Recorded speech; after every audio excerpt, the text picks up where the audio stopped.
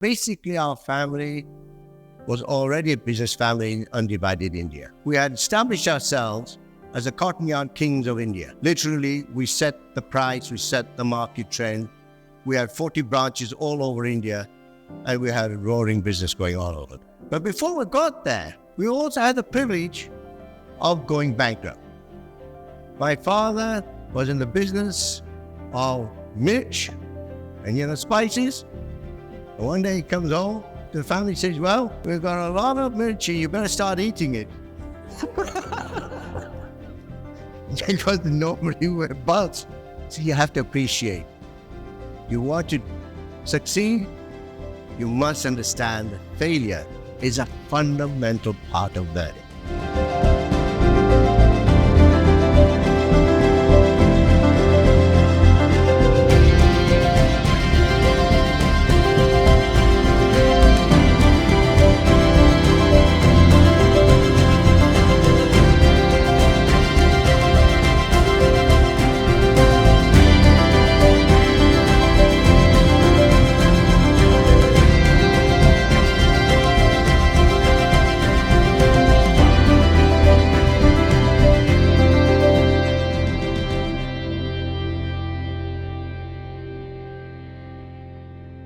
So, can we agree to some of the basic rules that we are working together? That's a dialogue, not a monologue. That we want to make it an interesting experience. Something that we hope later on in life we can turn around and reflect on what you've done and say, I remember served a long time ago over in the Movenpick there. We had a lovely session for a couple of hours where we exchanged ideas and we had a dialogue. And it was a session that was worthwhile. Okay? Yep. That's the objective. So I'd love to hear your questions. Don't expect me to be competent to answer them. I'll try my best. But I still want to hear your questions. And I think that we should realize that we are one team. We work together. Okay? All right. So where do I start? Well, primarily, I suppose we start with the fact that I have now 45 years of experience in the business world. And I started in 1968 after receiving my 2 degrees. First degree was in the subject of metallurgy, what's known as material sciences these days. And the second was an MBA from the Kellogg School at Northwestern University. Okay? When I graduated from there, I came back to Karachi. But an interesting thing happened. When I graduated, my father came over for my graduation. And you know how fathers are. They're very proud that their children graduate and have a degree and they can stand there, and participate in the graduation ceremony. So we had that and we flew over to Washington. I had some friends in Washington. And we had some work to do also. You see how fast you get into business? You graduate in June and you're working in July. So what happened was that we were there to sign the agreements with the World Bank for the financing of the Dow Hercules Fertilizer Corporation.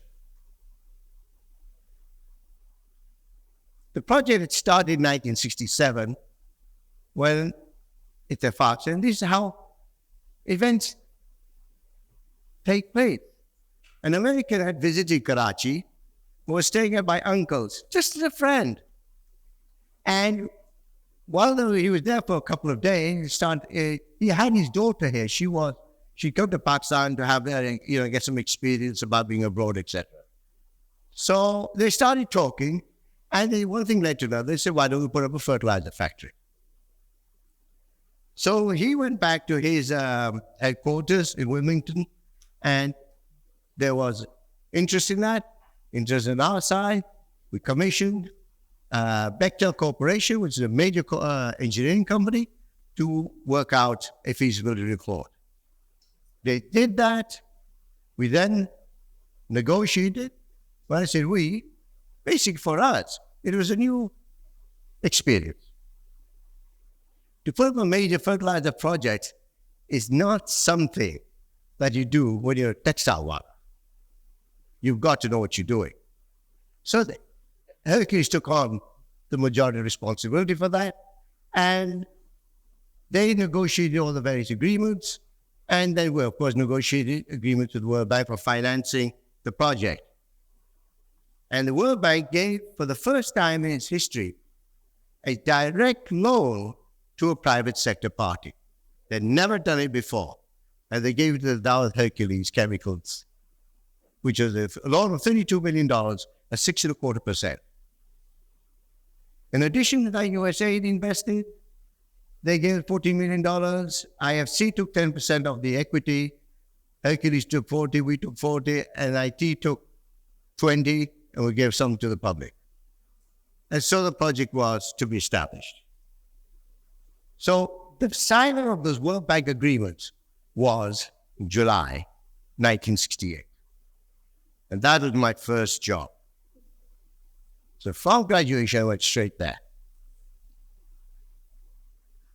The agreements were signed, we came back, and then the whole project started.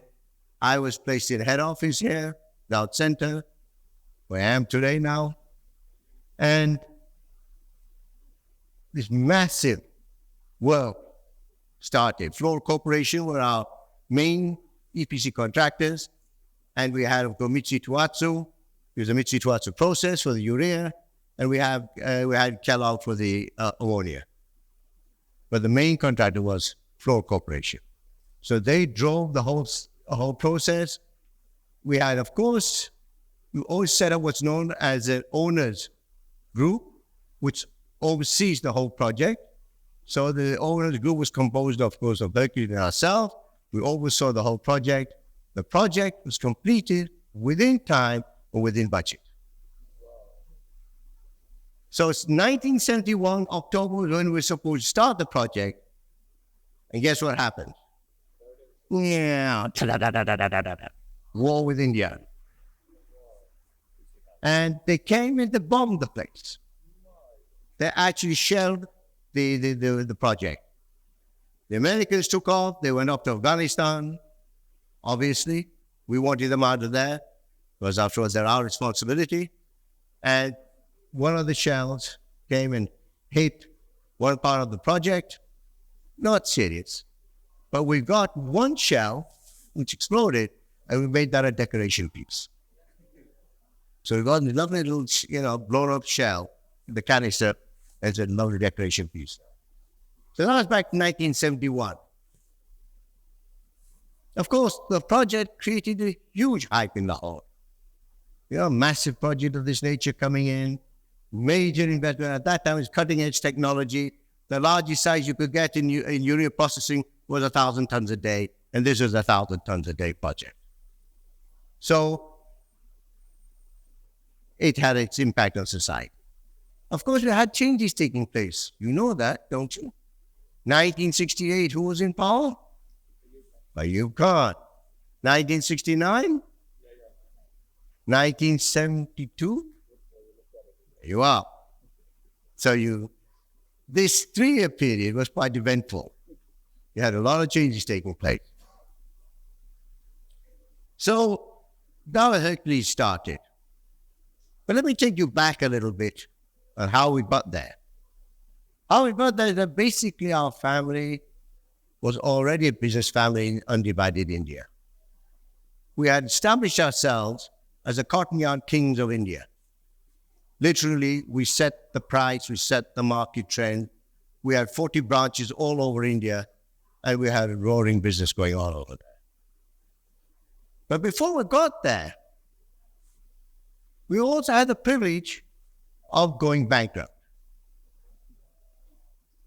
My father was in the business of milk and, spices. And one day he comes home to the family and says, well, we've got a lot of milk, you better start eating it. Because nobody were bust. So you have to appreciate. You want to succeed, you must understand that failure is a fundamental part of learning. Now, whether that fund is large or small, it's not the issue. The issue is, do you learn something from it? And I'll give you an example. When I was at school, I was a prefect, and this little young fellow, by the way, I had all my schooling in England, so I'm not very good at the Urdu language, you know. So this young fellow came along, and he had this golf club in his hand. So I said to him, come here, you, give me a golf club. Took his golf ball, put it down. And looking over that way, there was the green. And in front of the green, there was a beautiful tree, massive tree. Now, if you're a good golfer, the question is, how do you skillfully get the ball onto the green anyway? Being a prefect, of course, I had to show off a little, turn around, put it there, and whack the ball. Beautiful shot. Even today, I remember it. After so many years, what a shot. It went right over the tree and landed on the green. I say, see, that's how you play golf. I walked away and said, what the hell did you do right? You know, you learn nothing from success. You learn things from failure, not success. They had a perfect golf shot. I learned nothing. But in a back shot, you go to the right and said, yeah, the face is open, left, maybe I pulled it this way. I would learn something. Perfect shot, I learned nothing. So our problem is that we're always trying to succeed and do perfect things. Don't enjoy the mistakes. That's where you learn. And that's what's called experience. Success is not experience. Success is a string of failures. Things going wrong. Okay? Now, so, where was I? So we were the Cognac Kings of India, and then we set up our first Vanaspati ghee factory in Calcutta. And when partition happened, we lost that. Family migrated to Pakistan, and we established ourselves there, established a trading house. Because we knew trading. That's what we knew. My father was always mad keen to be an industrialist. That's how we had already started with the first industrial investment in Calcutta. When it came over here, Pakistan, of course, brand new country, enormous challenges, no economy, no banking, no nothing. The people, the industry that was here were really run by Hindus, or they're run by Sikhs or whatever, and they all took off to India. They had a relatively, very small industrial base, whatever it was, and nobody knew how to run them. So you're talking about, just imagine what you're talking about. Really challenging situation. And even around, that was 1948, around 1950, or 49, we were encouraged to go out and set up a textile mill. So they're giving out licenses for textile. So immediately my two uncles went out to Japan, booked the machines, brought them back, always established with Dow Cotton Mills Limited here in London. The mill went on to become the largest textile mill. We expanded very rapidly, and we became the largest exporters of textile. Textiles and all of the export trophies, etc., we're winning them all, etc. From there, that time, the government has set up what's known as the PIDC, the Pakistan Industrial Investment Corporation, in order to develop industry, to take the principal risk, because the country was in its infancy. So they would go out and establish industry, and then they'll sell them off. Now, you have to realize the country, we didn't have the level of sophistication at that time that you have today throughout the world. So there wasn't a privatization process. There wasn't any such thing like that. It's a question of whoever wanted to buy would buy any one of those units. So the PIDC had set up here, and has set up a very competent organization to do this, particularly under Ghulam Farooq. Brilliant bureaucrat. So the PIDC would sell off units to whoever wanted to buy them. So we got into the acquisition process and we bought Allahwala, we bought Lawrence Wool. Anything else? No, those two. So it became significant in textile. Lawrence Wool, of course, we thought we were running like a cotton mill, only to realize that worsted is nothing like cotton. It's a wholly different paradigm. But anyhow, we bought it. So we had to do something with it. And so, as you know, I'm sure some of you have heard of the name Lawrence Wool. So we developed the whole concept of Lawrence Wool, branding of quality products, etc. That was back in 1960. Allahwala was bought in 1954. Dow Cotton Mill started in 1950. So we were on our way. 1960, then of course UConn announced after discussion with the World Bank that they want the private sector to be involved in fertilizer. So they started opening the doors to fertilizer marketing.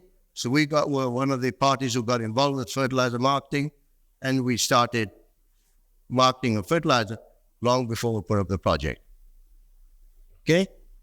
That was also the 60s. Now, after that, we set up Dow Petroleum in 1968. And TSO today is Dow Petroleum, by the way. So in 1960, we set up Dow Petroleum. And obviously, we developed a fairly large industrial base. In East Pakistan, we had acquired Karnataka Paper Mills Limited. Karnataka Paper Mills was a very interesting case. It was a paper mills which had run into the ground, enormous losses, and incapable of repaying the World Bank its loans. And the World Bank was facing this horrible scenario of having to write it off from its books. We bought it, changed it around, brought in the profitability, and we repaid the World Bank every single penny that they had left us. Since that day, the World Bank loves us. Obviously, because it saved a lot of people's skin. So that happened. We also then expanded that. We set up a rayon, a cellophane. It's an interesting story too. The cellophane rayon had never been produced from bamboo. So we had the idea, we conceived of the idea that rayon and cellophane could be produced from bamboo. So we got Mitsubishi to do the original research. They not only did the whole original research, proved it could be done, designed the plant, manufactured it, and delivered it, and installed it in Chittagong.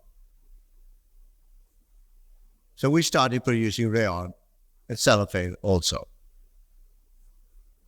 So by 1967, when we had the opening of that, we had the whole cabinet of Pakistan come down to the opening. That also included the governors of the two provinces, that is East Pakistan and West Pakistan governors, and all ministers and the UConn himself. And at that time, the group had become $250 million, employing 35,000 people. Pakistan at that time, I'm telling you, we were the first Asian tiger. We were far ahead of anything in the Far East. We were ahead of India. Because I'll tell you why. When I came back in 68, I took on the responsibility of developing the first Pakistani multinational corporation, is setting up all of its policies and procedures, organization structure, compensation systems. I was doing it here in Endowed Center in 1968. Already we were talking about development of management. We were moving management personnel from one plant to another as we saw that there's a possibility of the best talent developing. All of that was going on. And then came the changes, political changes, and the uncertainties that they wrought. And we had, of course, in 1971, East Pakistan fell. we lost half our crew. We lost everything we had over there, which included for the Canapa Pickle, Canapa Rehan, included our Dawood shipping, was an internal shipping arrangement. So we had a shipping company that we had. We lost all of our assets out there. We lost everything. Compensation. The state bank offered us 10,000 rupees. So we said to them, perhaps you need it more than we do. So with that gone, then the People's Party came into power. End of 1971, wholesale nationalization started in 72. They nationalized our petroleum company. They nationalized our life insurance, or what they call assurance. They nationalized that too.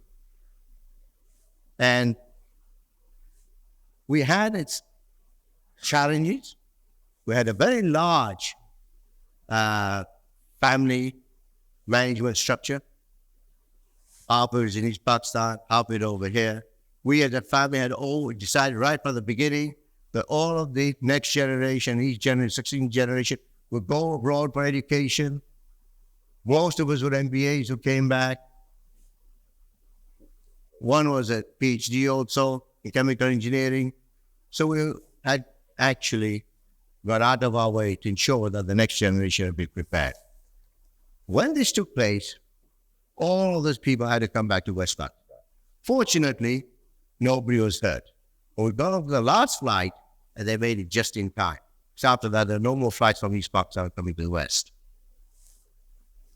When they got here, the atmosphere was extremely hostile. The People's Party government, the hostility was absolutely unbelievable. Every turn, every person you met was hostile. Strange. You work, you create jobs, you pay your taxes, and people are hostile. Very strange. Anyway. So, we went through a very difficult period, both within the country and within the family, because there weren't enough jobs for everyone. So then, problems within the family started, and it's like, who played the game, musical chairs? Anybody play this game? Those who haven't played, do you know what musical chairs is? Okay, well, there's a musical chairs. And you know what happened? And so long the music was going on, everybody would be going around the number of jobs there were, and when the music stopped, everybody ran for a job. Some of the guys didn't have a job. What happened? They get offloaded. That's life. In families that happens. So we had to have separation. We had to reduce the manpower. So by 1973, already manpower starting to get reduced in the family.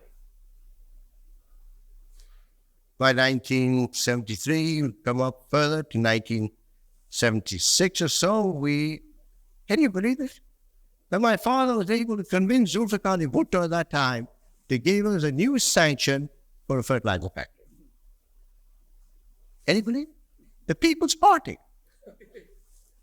So we got this sanction, and we went down and found new partners, brought them in. When we brought them in, we had our negotiations, and then we asked for appointment, of course, to meet the finance minister, known as person then our friend Mubashir Hassan. Who knows Mubashir Hassan? Put the hands me. No response, I shut up. Put the hands me. Who knows it? You heard of it? Okay. So we went to see him. You know what his response was? His response was, he said to the American, I'll meet you, but I will not meet the Dawoods. They stay outside. Okay. So we sat outside. The Americans went in. They came out an hour and a half later, and they were red in the face. So we said, what happened? They wouldn't speak to us. So we ran after them and finally called them in the Marriott Hotel and said, what happened? He said, the finance minister told us that, why are you dealing with the Dawoods? deal with the government. We'll give you much better rates. Don't deal with these chores. The response was that any finance minister can say that about anybody, their countrymen. We can't trust them.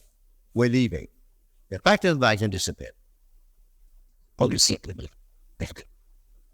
you can imagine the sense of hostility. That project was finally transferred to the 4Gs.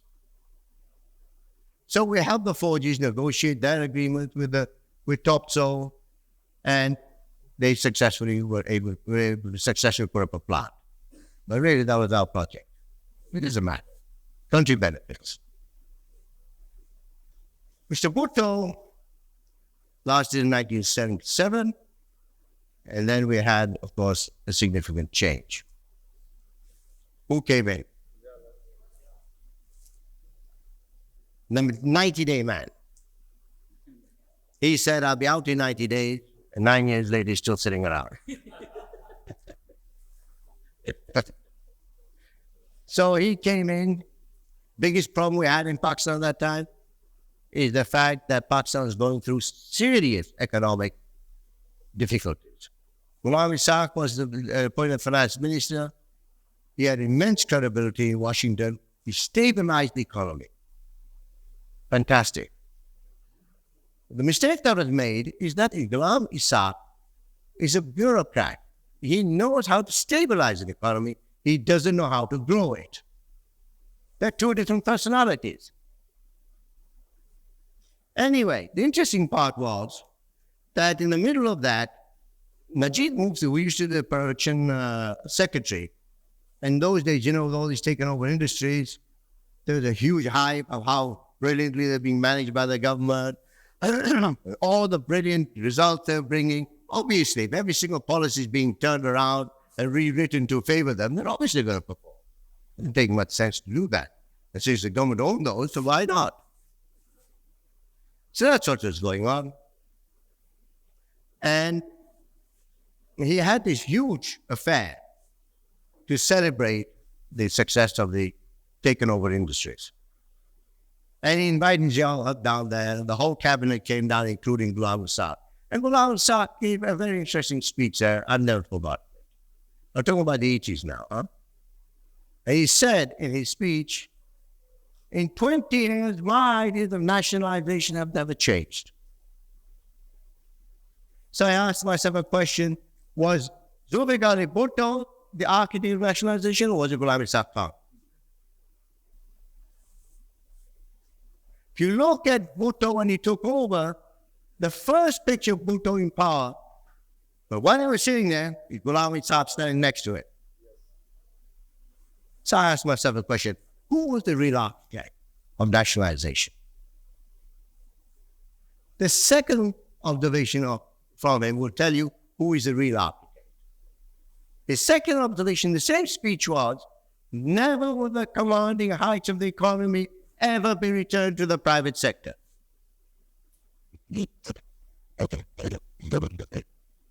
Never will the commanding heights of the economy ever be returned to the private sector. So who do you think was an architect of nationalization? It's pretty obvious. Okay? That mid-80s. Just imagine what type of atmosphere you got. Anyway, so 80s rolled by. We had, of course, our family internal dissensions. One day I was sitting there because that time Dawood Hercules was being completely raped by the government. They were taking everything away. They took away all the profit of Dawood Hercules.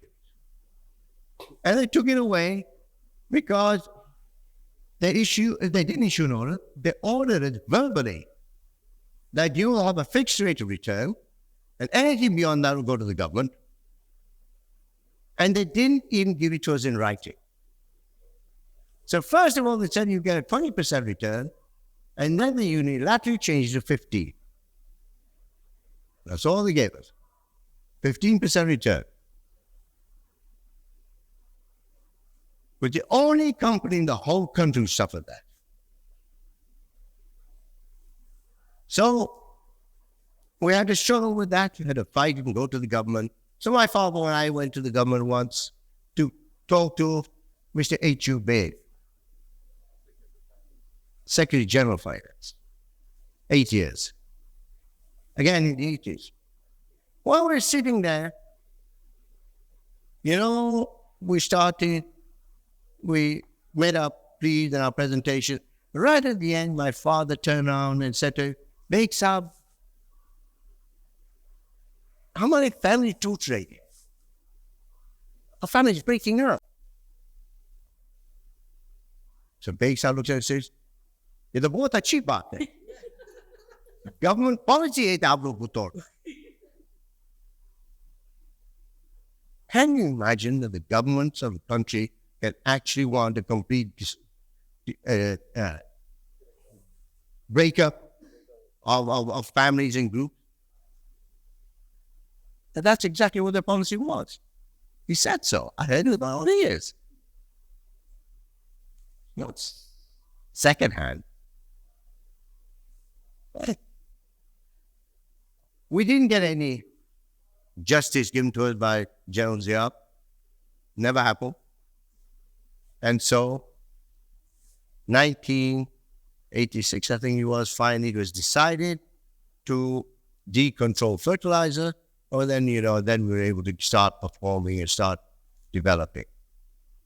In the 80s, we went into the 90s, we continued performing. Oh. You guys interested in all this? You want some sort of record on this? Why not? You sure? Yep. I'll give it to you on the condition you just keep listening. Don't go to reading. I'll tell you what page to read. We give you a copy each, just to help you. All in this page. The rest of the reading you can do when you're at home. Okay? I'm not giving this to you because I'm promoting the group. I'm only giving this to you for information. All right? So this is my copy. Yeah, hang on to it. This page only, please. For the moment.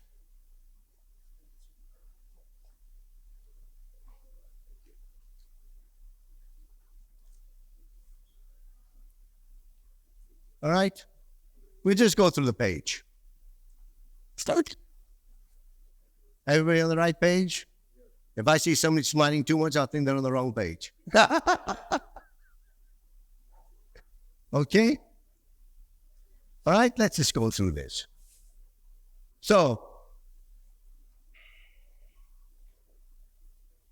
well, 90s, aren't we? So in 90s, you can see here a few changes taking place in year 2000 onward. Anyway, now we come to some interesting part. In 1997, I started buying Embark shares. When I realized that there was no hope of expansion in the fertilizer industry, I came up with an idea that why the heck not buy out a competitor? When I looked around and I saw this competitor wide open, I said, it's there for the taking. So I started buying all those shares in the stock market. 1997. And I bought, and I bought, and I bought, and I bought, until I got to 27%. Okay? 27%. The man even got a bit upset. So they took out a case against me to stop me from buying any more or to come on the board. He said, fine, go to court. So they went to court. 2 years, they ran around in court, nothing happened as usual. And ultimately I told them and said, listen, you can go on doing this for the next 20 years, it's fine. But remember one thing. If you're claiming in your balance sheet that you are a company of integrity, what you are doing is exactly the opposite. You're a listed company. You have no right to stop people exercising their vote and getting in and having representation of it. Don't be listed. That's fine then. But if you are listed, then you can't do it. And if you think that this is not going to eat into the very vitals of the organization, you're kidding yourself because you're telling a lie. When you start telling a lie, you will become hypocritical. So finally, we had negotiations with them, and in negotiations, it was agreed that we're going to run the company. We should have no objection. We'll only be on the board. So we're interested in. We're not interested in running the company, and go ahead. So then I came on the board, I think in 2003. Two. I came on. Myself and my son, we came on the board. The father. Obviously, there was a lot of, because there was a case, and obviously the Anglo team felt very tense. I don't understand what you were tense about. So much so that in that first board meeting, they proposed that the chairman should continue to become chairman for the next 3 years. He held 120 shares. I held 27% of the company. So the chief executive quickly said, I propose that the chairman should be the chairman. And I said, I put on my hands and as I second. Make him the chairman. The Zafar proposed it. Sayyid Nassim was the chairman. Fine. Yes, let him be chairman. So he continued as chairman for the next 3 years. And by that time, things had changed. And then you can see here, 2006, I was elected chairman. Okay? 2006, you can see all the change that took place in between there. And we, again, continued to restructure the group. We had, of course, 4 major textile, publicly listed companies, Allahwala, Lawrence, and Dialogue. We merged them all into one. It called it Lawrence. You see that 2004, the top right. Okay? We went into technology, acquired Embark, and that's an interesting story. How we acquired Embark? Oh, yeah, and his colleague had set up this company called Embark, and they're producing computers. And they were expanding and growing, and they realized at some point that we're not going to make it unless we have a support of a group behind us. But you don't need funding; you need to finance the expansion, etc., particularly the growth of sales. So he came up and said to us, he said, "Buy us out." He said, "No, you're not interested. We're not in technology. We don't want to go that way." Sometime later, he came back and said, "Buy us out." I said, "Not interested." "No, you have to take majority." "We don't want majority. We don't know how to run this company." "No, you have to take it." We said, "We don't want it." He said, "You're not only going to take it, but you're going to take it the price I'm going to tell you to take it." We didn't believe it. We got that. We bought out majority at his price. But we said, "On one condition. You're going to run it. We're not going to run it." He said, "Fine." So he had shareholding. So other members of the board also have shareholding. They're running it even now. That was what, 2004? It's 10 years. We've never gone into management. So after becoming chairman of Anglo, we restructured the group, which is our Hercules. We demerged the fertilizer out of it, we call that DH fertilizer. We then converted, for the first time in the history of Pakistan, we had an insurance company called Central Insurance, and we know nothing about insurance. So why wasting our time? Yeah, an interesting thing happened. I was chairman of it, and I went to the AGM, and all the shareholders were there, and they all turned and said, "You've got lousy results." Well, you're right, we have. And then they started this criticism, that criticism, argue, PHA. This party sat and listened to it all. I said, "Listen, I have a problem. Everything you said is right. I have a problem, though." They said, "What?" This is a chore industry. I said, I can't work this industry because, people making false claims. They're giving false statements. They're doing false. I said, I can't handle that. I don't know what to do with this damn company. Because I will not subscribe to something that's fundamentally wrong. So I said, why don't you guys advise me? And the whole AGM turned over and we were all talking to each other how best to take the company forward and what to do, what not to do. It's a great experience. So we came to the conclusion we don't add any value in that area. We decided that we would convert it. When we went to this SECP, they had no idea on how to revoke an insurance license because there's no provision in law. So we had to work with them. They had to get the provisions in or whatever form. Finally, after a lot of argument, negotiation, whatever, they finally agreed and they revoked our insurance license. So we didn't sell it, revoked it. And we converted it into the first listed private equity firm called Cyan. Now, in 2002, when the responsibilities of the chairmanship descended on my weak shoulders, you have a certain amount of funds. Everybody has limited funds, even the United States government. We've seen how rating agencies have even downgraded governments. Obviously, everybody has limitation of funds. We're a certain amount of funds, and we said we've got two choices. We're in textiles. Either we'll go put all the money into textiles, refurbish all of our textiles, or we put the money somewhere else. But we can't do both. So I made a decision, we get out of textiles. That's a painful decision, The family's been in textiles for 80 years. To suddenly make a decision, we exit. We're going to concentrate on chemicals and the growth in that area rather than in textile. It was a very major decision.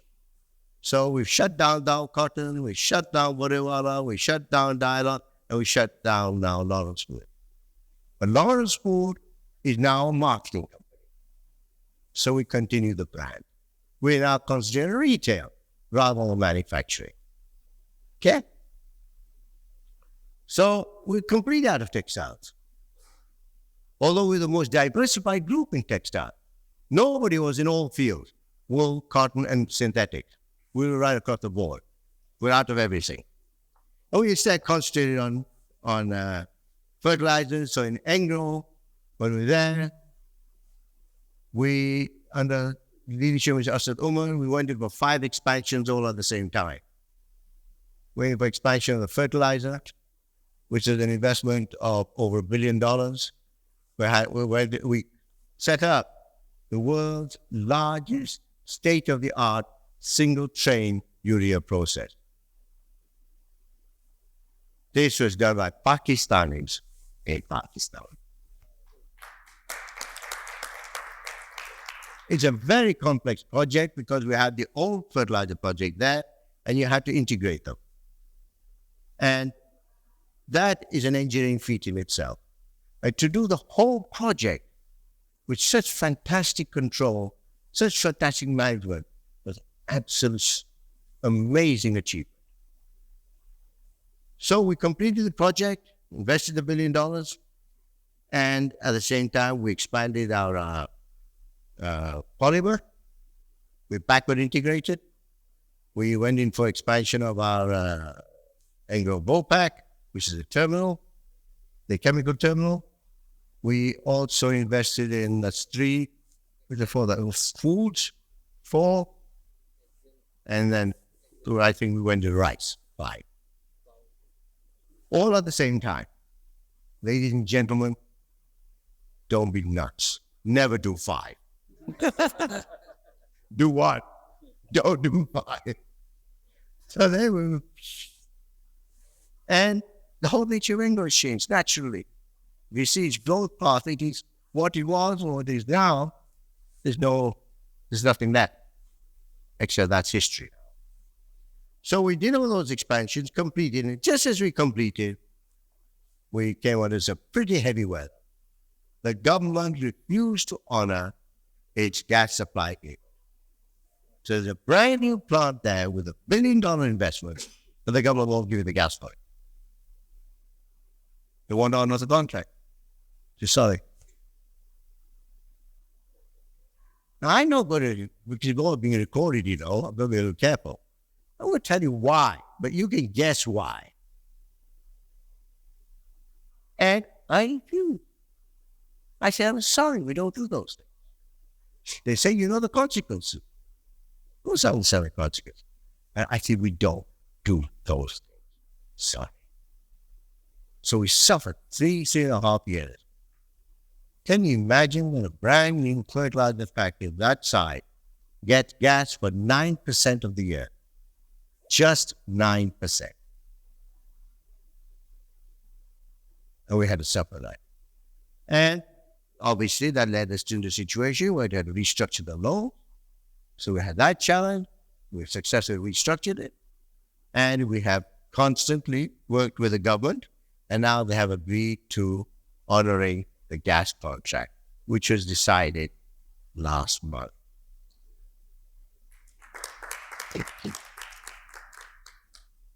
In addition to that, the government especially asked us to put our best foot forward to do the LNG project, something that we said we don't want to do. We don't want to do it, but we don't like to get involved in anything where there is any hint of wrongdoing. So we at the board had decided we're not going to do it. But then I got called from the powers that be. They said, you have to participate.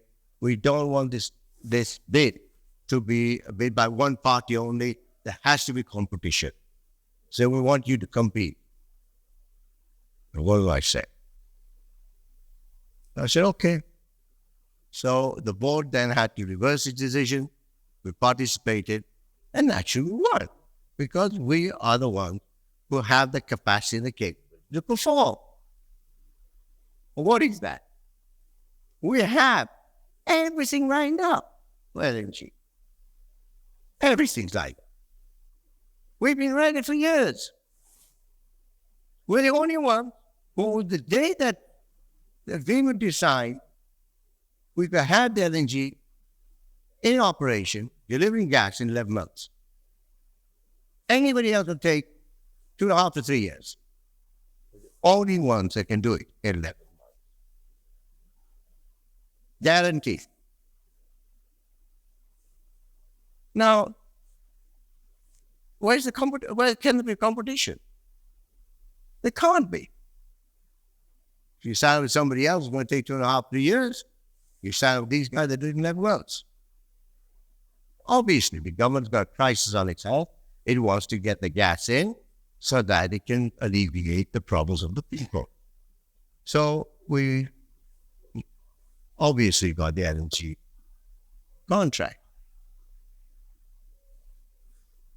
Then, as you know, we've been working on the third project for the last 4 or 5 years.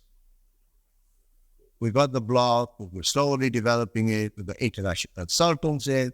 We spent an enormous amount of money, $6 million, just to get all the various studies done, considering all aspects of that investment, including the environmental aspect, including the aspect regarding to the displacement of people, regard to water, you name it, covered every area.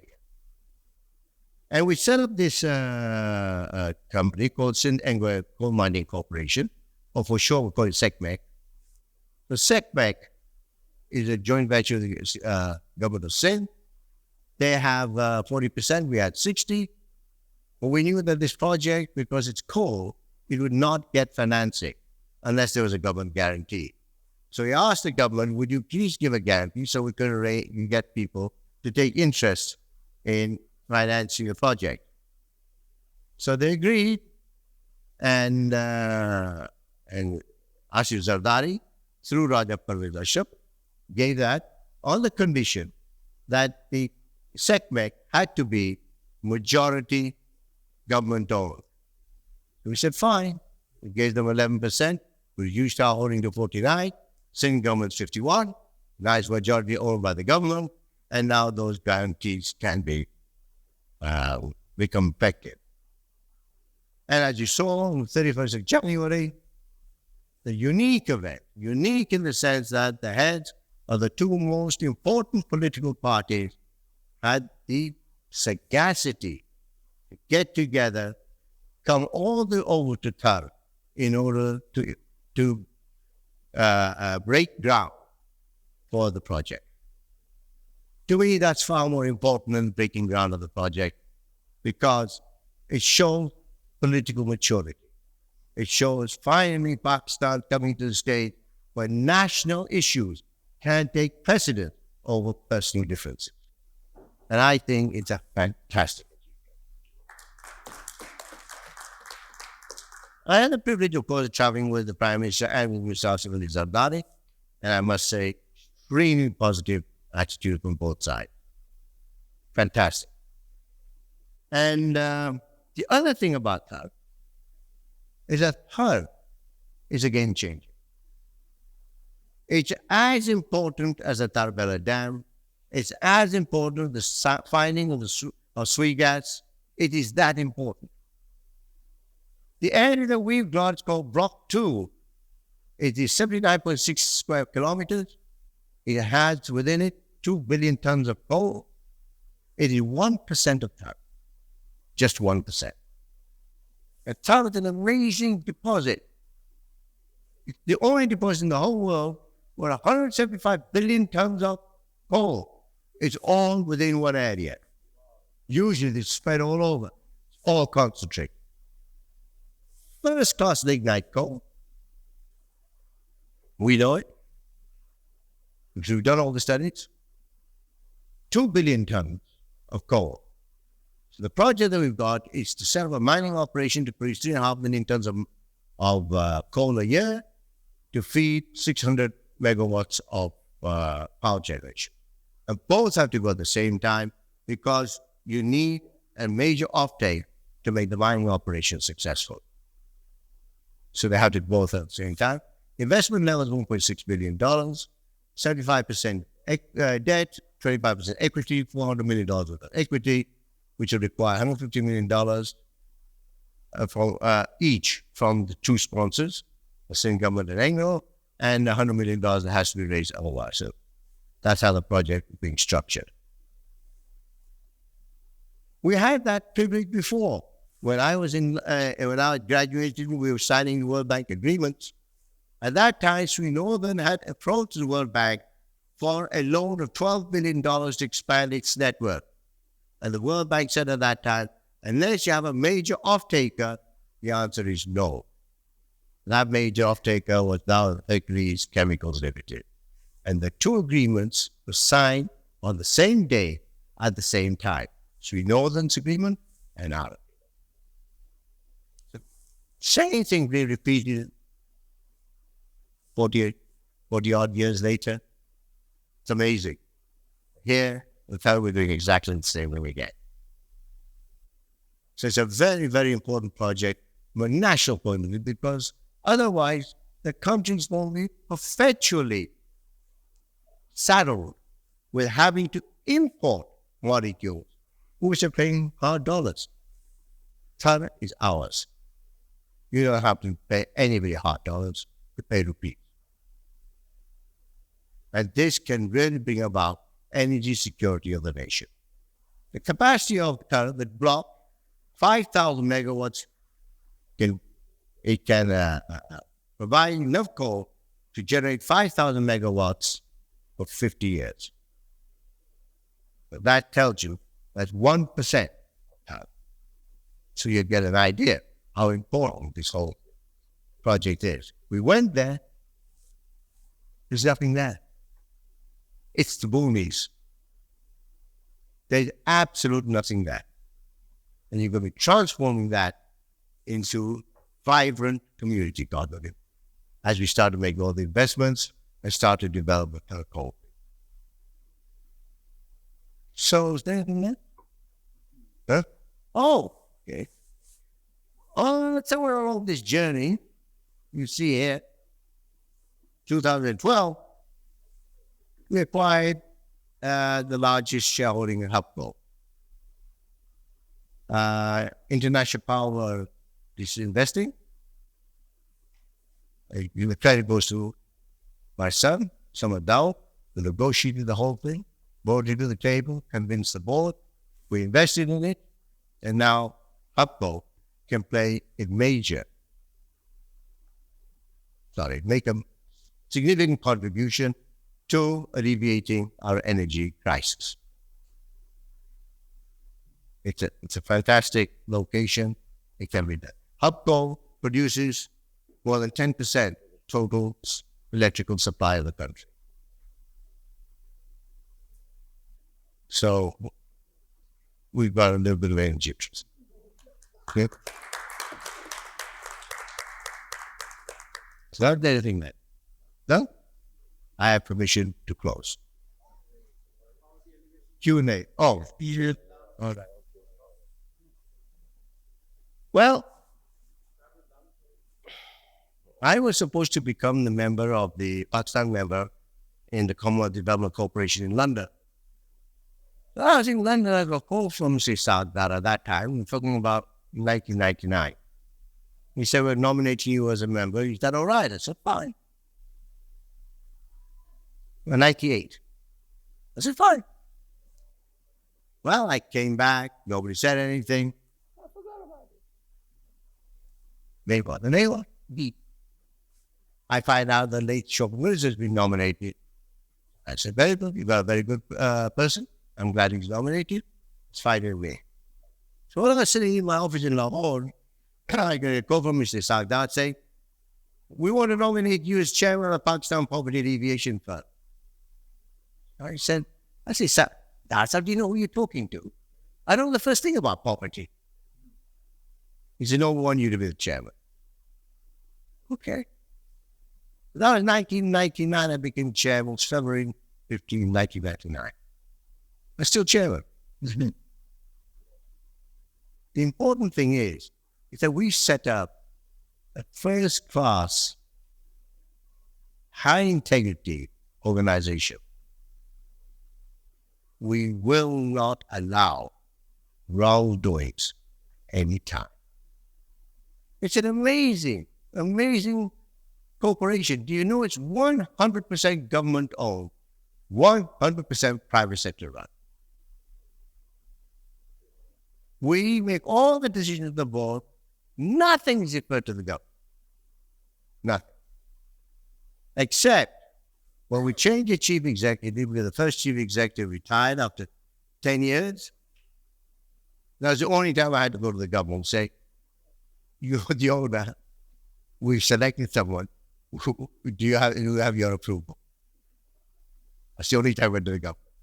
Now, the government has the right to nominate 1/3 of the board. I'm one of their nominees. So we had initial Secretary of Finance and Secretary Economic Affairs Division. And then you know how it happens in bureaucracies. And then I become the additional secretary and then go down to the joint secretary. It doesn't matter. They're still engaged. And then we have civil society as the other board members. And that organization, when we started, there was total number of microcredit loans was 50,000. It's now 3.5 million. And we're growing. The organization had been able to raise $1 billion. But you don't know anything about it. And we're not going to go out and tell you either. The reason is this. You know how it is. When people see a pot of money in this country, everybody makes a beeline. So keep a low profile. No one notices you there. Get on with life. At least we're doing what we want to do, is alleviating poverty. So we've done a large number of projects within the country. We are taking on different areas and raising the whole poverty profile. We're looking at disaster management. We're looking at the management of water. We're looking at how to get people to develop the micro assets and pull themselves out of poverty. So we have one of the lowest delivery costs in the world. And, well, things are moving. That's one thing. The other thing we did, which I must tell you, is that in 1962, we set up the Dow College of Engineering Technology. which is set up in order to produce graduates for metallurgy, because at that time the steel mill was coming in, electronics, and chemical engineering. And that's the site that you see there near Islamia College. And we will pick up the whole cost of running the college. We got nationalized. When Mr. Zulfikar Bhutto came in, he decided to nationalize the college. I had the unfortunate experience of having to go and hand it over. Of course, all of this is verbal. Nothing is right. So we had it over. So you take the college, you run it. Our plan was to set up 6 such colleges within the country. It got terminated at the first level. You know, in the first year, our college, it was not authorized to be degree awarding, so the students took Karachi University examinations. And in those days, Karachi University degrees were held in high esteem abroad. When you had a Karachi University bachelor's degree, you could go into a master's degree abroad. No more. Now you go there, you have to go back to the bachelor's and do it all over again. So it was a respected qualification. And the first year, out of the 45 students who took the Karachi University exam, 44 of them got first class. And today, you can see the corporate leaders are the graduates of Dow College. Khalid Subhani, who is currently CEO of Engel Polymer. Wajad Siddiqui was CEO of Siemens. You've got Humayun Bashir, head of IBM. You've got Asif Khan, who is the head of PTV. He was, now come up. So you can see how one single institution can have such a profound effect on society. But you've got to realize it's going to take 40 years. So don't worry about it. Let's start. So with that in mind, we then set up a new school here, a new business school, called the Karachi School for Business and Leadership, which one learning from this, ladies and gentlemen, always be careful. There we were, we decided to get together and debated whether we should go into a new school or support IBA. We thought IBA needs some competition, so we set up this new school. And we're sitting there, sort of a quasi-board meeting, but we didn't even have a legal entity. We just got together. So I got this international call, and normally I don't take calls that are inside a board meeting. But since it's a quasi-board meeting, I said, "Shall I take this one?" So I stepped outside. I came back 5 minutes later, and there's silence, nobody said anything. Suddenly one guy turns and says, "Well, congratulations, you're the chairman." I said, "Still for the chairman. Too bad. You're the chairman." So more silent. Everybody looked at what 5 minutes got. Well, the time over, and everybody leave. And I was left holding the bag. So that was March 2008. And I then decided to go abroad to see if I could get an international partner in order to set up the school at the international levels. So I went to the United States, I went to MIT, I went to Babson, I went to Boston. I was going to Harvard, but I had to rush back because my wife wasn't too well. And we didn't get anything there. So we wondering what to do. And then a friend of mine who was in Cambridge said, "Why don't you come to Cambridge? You set up the meeting, I'll come." So he set up the meeting. So the 1st September 2008, I visited Cambridge and met quite a few of them. They were very gracious. We also had a lunch in my honor. There was the pro-vice chancellor, there were 3 deans, 6 faculty, senior faculty members. And of course, the usual gritty. These people are stupid. Why do you want to set up a new business school? What is the reasoning? What's the background, etc.? While I was there, I had spent the whole day there, I got the feeling, this is the beauty of entrepreneurship. Gee, you got to suss the place out. You got to suss the people. I got this feeling they may be interested. So I resolved in my mind I'm going to go back there every month. The other thing about entrepreneurs is the principle of JK. Does anybody know what is the principle of JK? Please? I know. It's always John Connor. Sound like a John Connor. Throw them out. Get over it. Don't let go. I use the principle of John Connor. If you want to use a nicer word, yeah. So I went back down on the 13th of October. And I met the dean that time. Name was Arnold Demaya. And I said, Arnold, we want to set up a new business school. And we'd like to partner with you. So he said to me, and ladies and gentlemen, have you got pencils and papers ready? Because you're going to be answering this question. Come on. He said to me, just like across the table, he said to me, Hussain, setting up a new business school is not exciting. Cambridge making some money is not exciting. What makes your business school exciting? Now, ladies and gentlemen, answer the question. Who has the courage? Who's first? Answer the question. What makes your business school exciting? All right, what? Yeah? Okay. Okay, hold it. Before you answer, I want to make something clear to you. This is what's known as a tipping point question. In other words, a question that will make you go this way or this way. It's on a tip. If it goes this way, you get shown the door. If you go this way, you got them in the bag.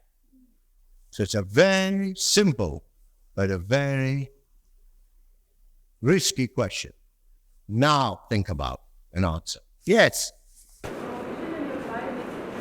You have to speak up. Your vision and your drive makes it exciting. Didn't make cut any action there. You've got to realize that the listener is the one who's going to be making the decision. What are you going to say to him which will get that listener to pay attention and they want to know more? We know what to be required for a business organization, like 60 years of experience. We know what business need, and have you ever met an English professor? Who wouldn't cut any eyes? That's think of it, it's a totally different mindset. Largest English-speaking population. Largest English-speaking population which will set up enterprises in this part of the world. That's an interesting answer. Good, okay. Not quite sure how go on with it. Good. So basically the other schools are producing the graduates in so-called MBAs, but the difference of the PSPL is the thought leadership that we are missing in society. That won't cut any ice with it. No. You're right at the beginning. You don't even have a legal structure. You don't have a corporation or anything. You've got nothing. You're going up to this guy and say, I would have partnered with you, and you're bringing nothing to the table. Not even a break. So how do you answer him? Your business school, setting up a new business school is not exciting. Cambridge making some money is not exciting. What makes your business school exciting? There's 50 people 50 institutions chasing Cambridge for wanting to partner with them. Why would he go with you? Come on, you got to say something. No, it's... Yeah, this school might actually produce somebody who might take his country out of its current situation. This English professor might be responsible for it. I like it. But the only thing I don't know whether he believed that, but I like it. Yeah, that's a good new thought. Yes? Of this was word for like, huh? Alex. With mouse with meridians were this wide nose. No, it won't cut the answer them. I'm trying to interpret. Please forgive me. Yeah. The entire nation is looking after a leader. So if this business school is doing the job of making leaders, everybody would want to enroll in it. And Well, you can appreciate there's 50 countries chasing it. So you're just one more. Why would he be? I don't know. Actually, the interesting thing about Cambridge is that there's not a single Englishman there. These guys are Belgian. The guy who ran the program was a German. You know, his deputy was an American. I didn't see any Englishmen there anyway. The guy who introduced me to him was an Indian. Sorry. Huh? Faithful. No. Your answer is a good one. Your answer second. No,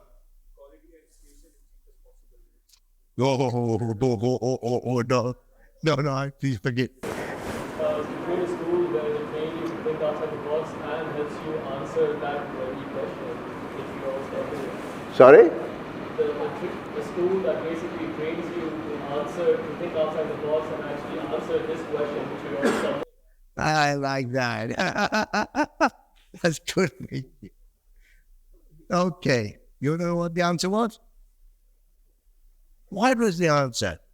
Which would excite him to want to partner with? Yes, you want to try? Sir, if you can, we should tell English professor that we are the ones who can carry the legacy of this Cambridge in our country. They've already got it. The largest players in the market here are Cambridge.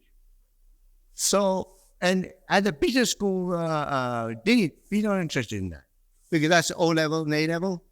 He's over here at the Judge Business School, which is doing MBAs, a PhD, too far away.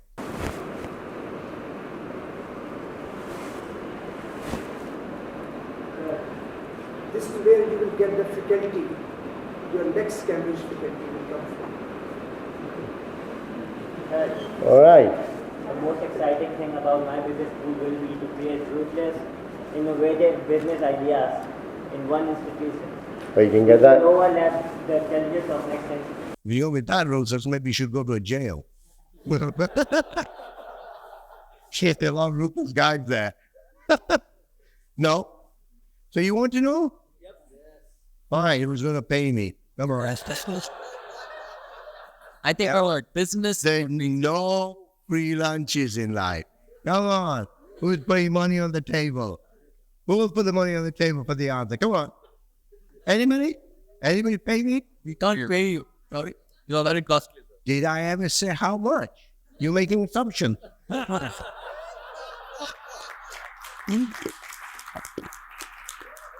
You see, those are questions you ask in order to avoid, but this is not, that's what you call it. There is a guy who gives me 2,000 old rupees of the Central Bank of Sri Lanka. You think that's good pay? Would anybody take this as legal tender? Nobody? Sorry, there's not payment. Come on, who's going to pay me? Thank you very much for offering. Oh, ball pen. Children, we've got one payment, one ball pen. Anything else? Oh, and there's a gentleman there who's always marketing himself. But he always let it like it leave. No. Oh, I thank you. Oh. Nobody needs to operate. No more. Masha. Well, I don't know what happened. All I can tell you is apparently I must have said the right thing. And I said to him, I can answer that in one question, in one sentence. He said, what? I said, we want to take education to scale. We want to take education to scale. He said, what does that mean? I said, we want to produce a leader who will go out and spread that leadership to others. That was my answer. Secret project. It's what word you choose also matters.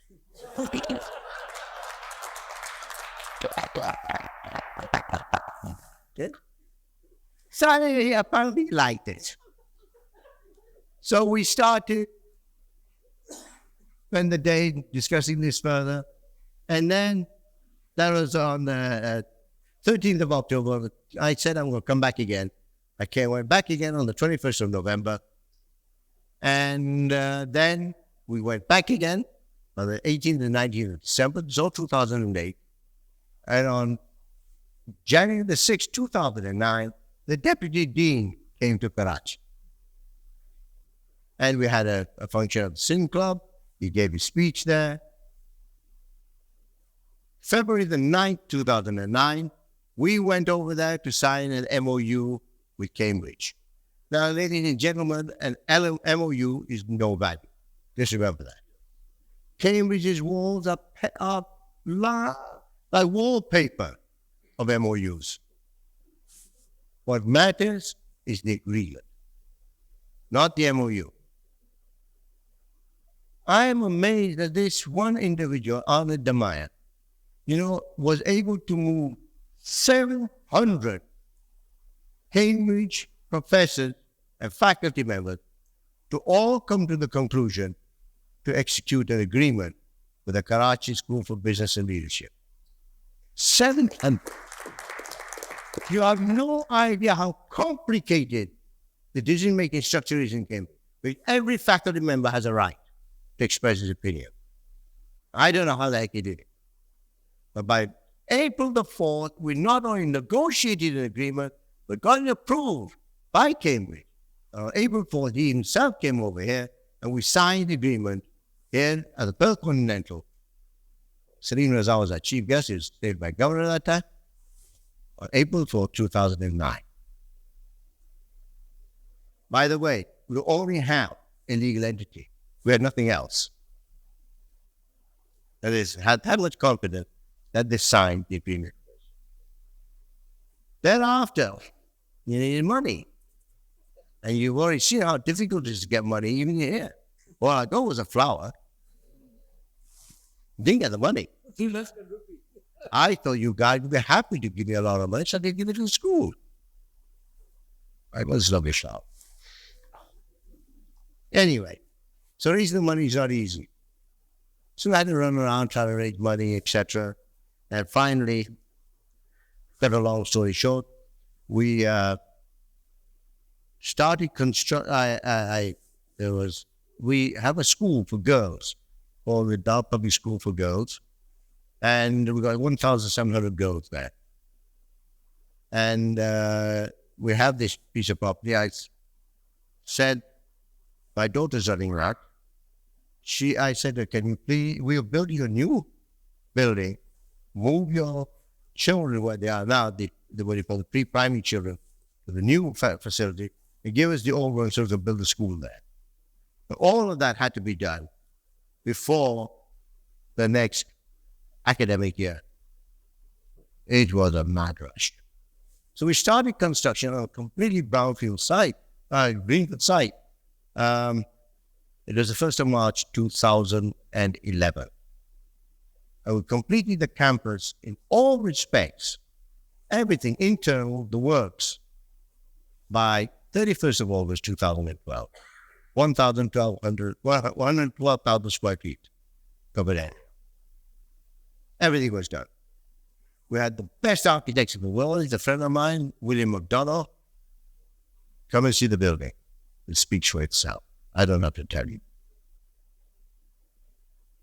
And 31st of August 2012, 20th September 2012, our first MBA class stepped in. So within a period of 4 years, 4.5 years, you say from March 2008 to August, September 2012, 4 years, 4.5 years. And I'm happy to tell you that the first batch is about to graduate this May.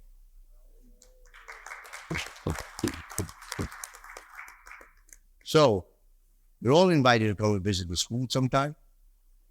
Remember one thing. It's a national effort. Belongs to all of us.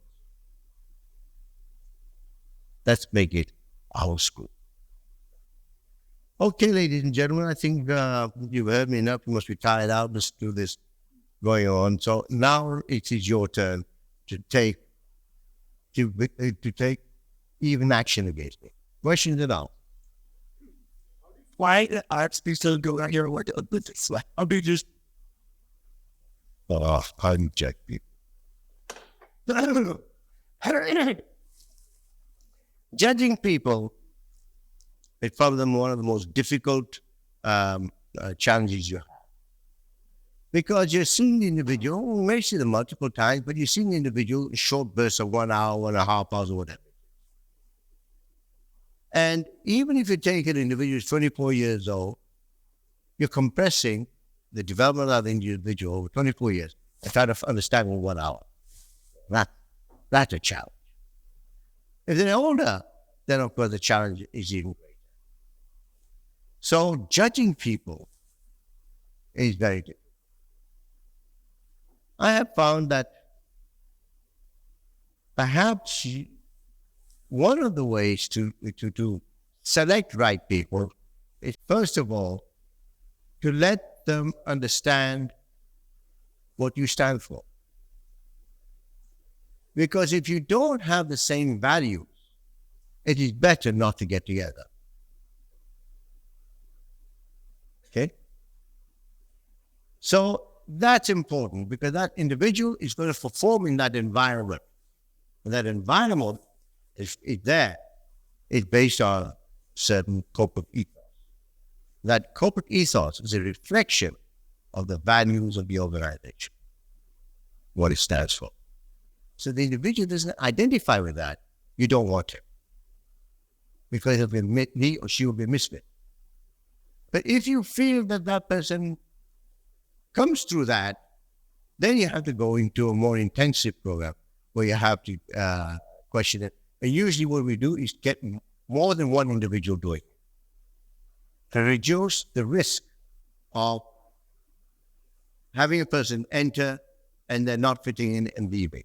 It hurts the individual, it hurts the organization. you prefer still the extra or do you give your